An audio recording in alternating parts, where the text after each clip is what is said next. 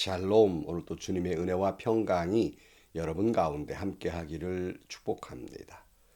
오늘 또 묵상의 말씀을 통해서 나에게 주시는 하나님의 말씀을 듣는 은혜로운 시간이 되기를 축복합니다.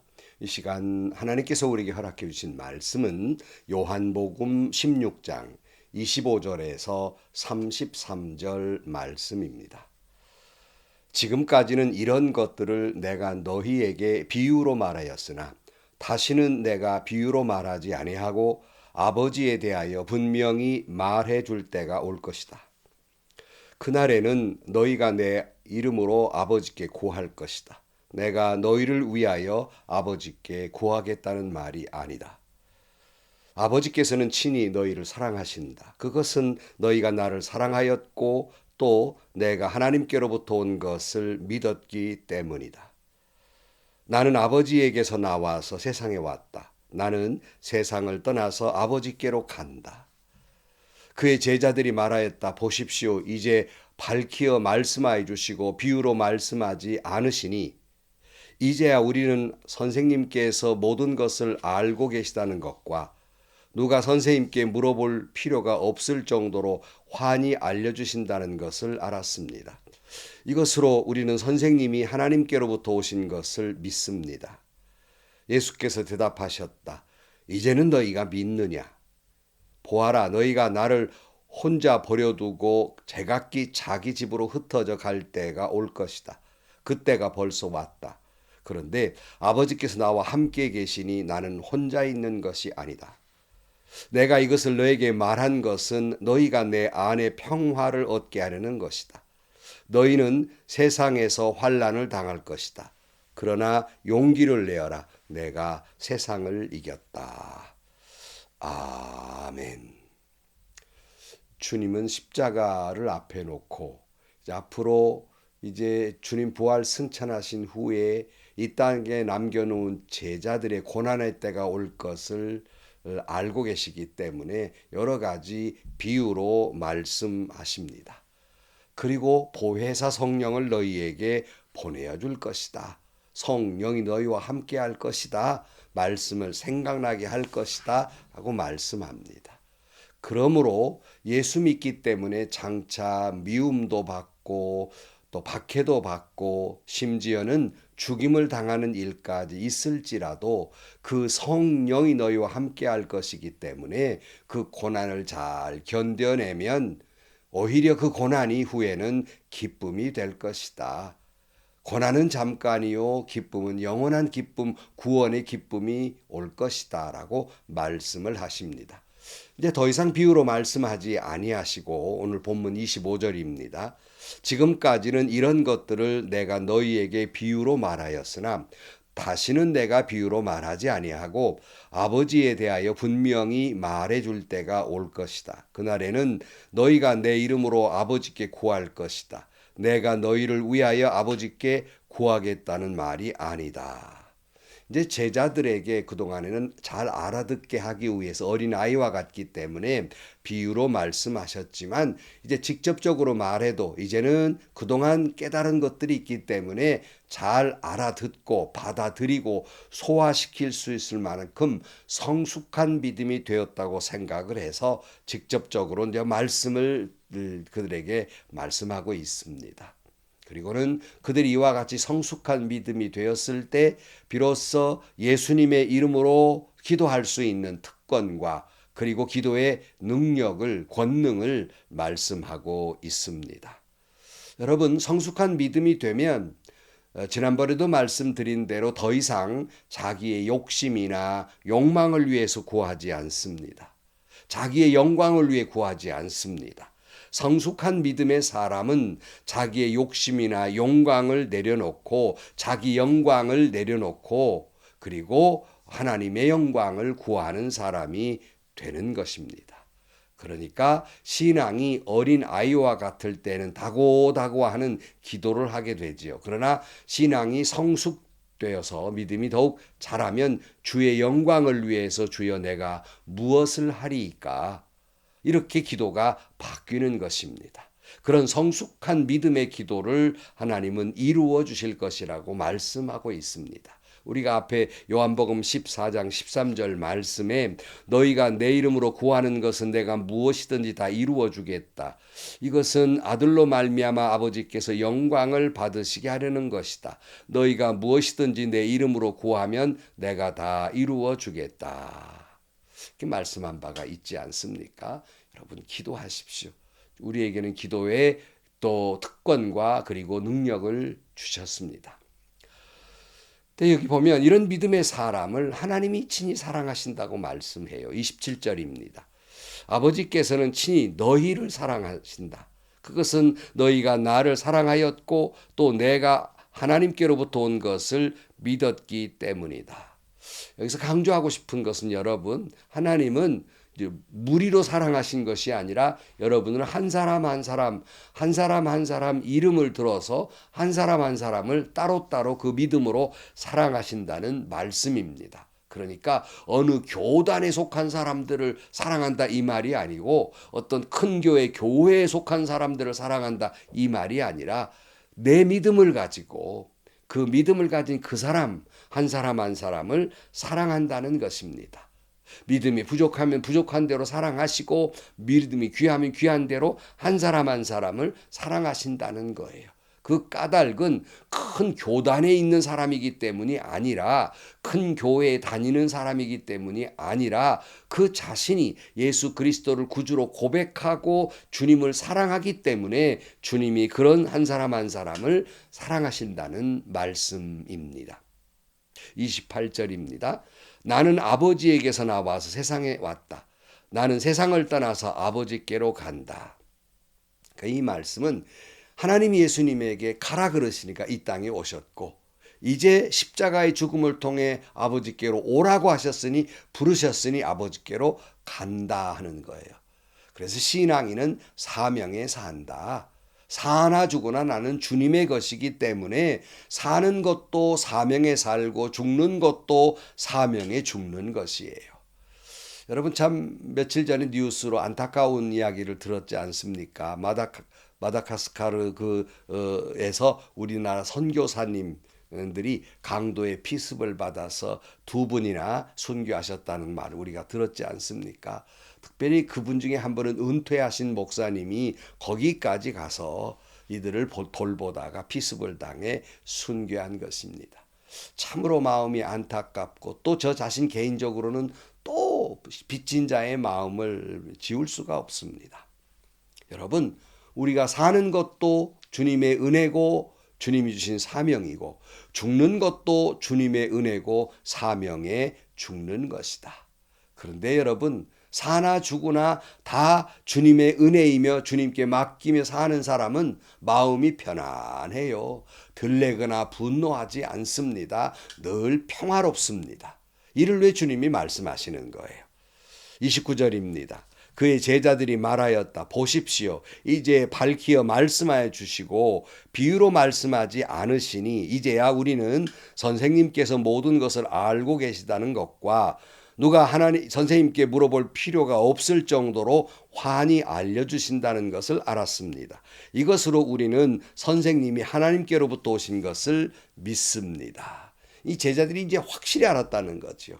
예수 그리스도가 하나님께로 왔음을 구주이심을 분명히 믿는다고 고백하고 있어요. 그러니까 주님이 이렇게 다시 묻습니다. 이게 31절이에요. 예수께서 대답하셨다. 이제는 너희가 믿느냐? 이렇게 물으셨어요. 왜 다시 물으셨을까? 여러분, 이들이 지금은 믿음의 고백을 하고 있지만 사실은 불완전한 상태예요. 이들이 이렇게 고백은 했어도 주님 십자가에 달리고 고난을 당하시고 그리고 부활 승천하신 후에 이런 과정 속에서 그들에게 미움과 협박과 박해가 있을 것이고 그들이 믿음이 흔들릴 것을 주님은 다 알고 계십니다. 그러나 여러분, 우리의 믿음은 이런 고난을 통해서 성숙해져 가는 것입니다. 그래서 예수님은 장차 올 고난을 통해서 믿음을 지키게 하기 위해서 다시 한번 묻는 거예요. 정말 내가 그렇게 믿느냐? 잊지 말라는 겁니다. 여러분, 수많은 고난과 역경 속에서 믿음을 지킨 사람들은요, 어떤 일이 닥쳐도 흔들리지 않는 굳건한 믿음을 갖습니다. 왜냐하면 예수 그리스도를 그 고난 속에서 체험했기 때문입니다. 이 체험적 신앙은 흔들리지 않습니다. 그냥 머리로만 하는 신앙은 한꺼번에 하루아침에 와르르 무너지기도 하지만, 그러나 고난과 역경 속에서 주님을 만나게 되고 주님을 알게 되고 주님을 간절히 구하게 되고 기도하게 되고 응답받게 되고 주님의 역사하심을 보고 위로해 주심을 느끼고 하나님을 만나는 체험한 사람은 어떤 환난 역경이 와도 흔들리지 않습니다. 다시 말씀드리지만 믿음은 순풍에 성장하는 것이 아니라 고난을 통해서 성숙해져 가는 것입니다. 근데 주님이 이제 마침내 고난의 때가 왔다 이 말씀하고 있어요. 32절입니다. 보아라, 너희가 나를 혼자 버려두고 제각기 자기 집으로 흩어져 갈 때가 올 것이다. 그때가 벌써 왔다. 그런데 아버지께서 나와 함께 계시니 나는 혼자 있는 것이 아니다. 그러니까 제자들이 예수님을 믿는다고 고백했지만 고난의 현실 속에서 그들이 그저 예수님을 버리고 도망을 가서 자기 집으로 흩어져 버릴 때가 올 것이다 라고 말씀해요. 여러분, 주님은 다 알고 계시는 거예요. 저와 여러분의 믿음의 연약도, 지금 내가 영적으로 흔들리는 갈등 속에 있는 것도 주님은 다 알고 계십니다. 그러나 그때마다 심판하시듯이 무섭게 믿음이 없다고 책망하지 아니하고, 도리어 우리 믿음이 그런 흔들림 속에서, 그런 비바람 눈보라 속에서 믿음이 한 계단 한 계단 성숙해져 가는 것을 주님은 알고 계십니다.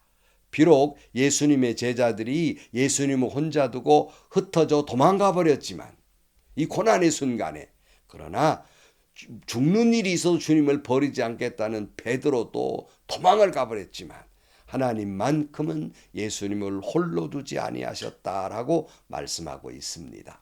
성도 여러분, 우리가 살다 보면 마치 세상 속에서 나 혼자 버려진 것 같은 느낌이 들 때가 있습니다.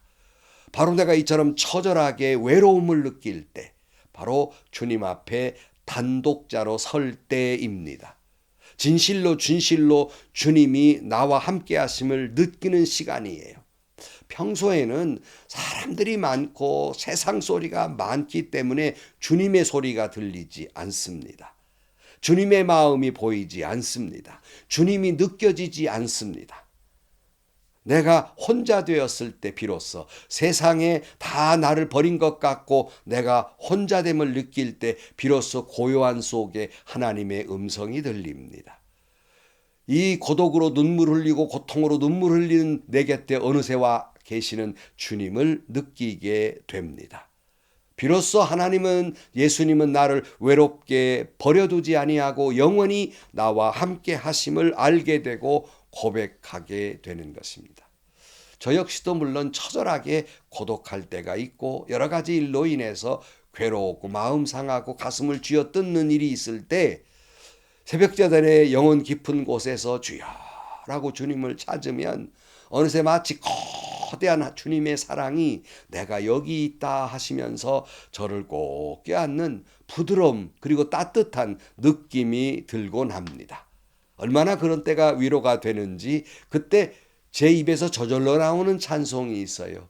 주님과 같이 내 마음 만지는 분은 없네. 이 찬송을 눈물을 흘려가면서 찬양을 하면서 주님과 깊은 교제를 나누고 은혜를 받고 위로를 받는 그런 시간들을 체험합니다. 다 나를 버렸을 때 하나님만은 나를 버리지 않고 그때야말로 주님의 소리가 들려오는, 주님을 깊이 만나는 시간임을 잊지 않기를 축복합니다. 오늘 마지막 33절에 내가 이것을 너희에게 말하는 것은 너희가 내 안에서 평화를 얻게 하려는 것이다. 너희는 세상에서 환난을 당할 것이다. 그러나 용기를 내어라. 내가 세상을 이겼다. 주님은 우리가 넘어질 수밖에 없고 흔들릴 수밖에 없는 네가 그렇지 그런 존재임을 알고 계십니다. 그러나 그런 존재라고 나무라시는 것이 아니라 너희가 그런 환난을 당해 흔들릴 때 용기를 내어라. 내가 세상을 이기었노라 말씀하고 있습니다. 사랑하는 성도 여러분, 비바람 눈보라가 치고 동남풍아 불어라, 서북풍아 불어라. 어떤 바람이 불어도 겁내지 않는 것은, 어떤 파도가 나를 덮치고 어떤 광풍이 나한테 불고 어떤 악한 사람들이 나를 괴롭게 한다 할지라도 용기를 잃지 않는 것은 주님이 나를 홀로 버려두지 아니하실 것이고, 내가 믿는 그 주님이 세상을 이겼듯이 우리도 이길 것을 믿기 때문입니다. 오늘 여러분에게 주님 말씀하십니다. 담대하라. 용기를 내어라. 내가 세상을 이기었노라. 아멘. 기도하시겠습니다. 하나님, 세상이라는 것이 험한 풍파, 비바람 몰아칠 때가 얼마나 많은지 모릅니다. 세상에 나 혼자 있는 것처럼, 버려진 것처럼 느낌이 올 때마다 주님 말씀하시듯이 주님이 나와 함께 하시며 하나님이 내 곁에 와 계시며 또한 나를 붙들고 계심을 믿고 고백하게 하여 주옵소서. 두려워할 것이 아니라 용기를 가지고 맞서 나가 싸움으로 말미암아 주님이 세상을 이기었기에 우리도 세상을 이길 것을 믿고 나아가서 믿음으로 승리하게 하여 주옵소서. 그럴 때마다 주님을 찾고 주님을 만나고 주님을 알고 주님의 역사를 느끼는 성숙해져가는 체험적 신앙을 갖게 하여 주옵소서. 예수님의 이름으로 기도하옵나이다. 아멘. 고난을 좋아할 사람은 아무도 없습니다. 그러나 고난이 무익한 것만 있는 것은 아니에요. 고난이 유익이라 그랬잖아요. 그 유익이라고 하는 건 아프지 않다는 것이 아니라 고난을 통해서 믿음이 성숙하고 고난을 통해서 주님을 찾게 되고 만나게 되고 깨닫게 되고 체험하게 되고, 그래서 고난이 유익이라는 말씀입니다. 오늘 또 어떤 바람이 불고 어떤 고통이 온다 할지라도 주님 나와 함께 하십니다. 주님 나를 고아처럼 버려두지 아니하십니다. 그 안에 평화를 주기 위해 말씀하신다고 말씀하고 있지 않습니까? 살아도 은혜요, 죽어도 은혜요. 살아도 사명이며 죽어도 사명입니다. 오늘 또 그런 가운데 평화를 누리며 살아가는 여러분들이 되시기를 축복합니다. 행복하시고요. 좋은 일이 가득한 하루가 되시기를 주님의 이름으로 간절히 축원합니다.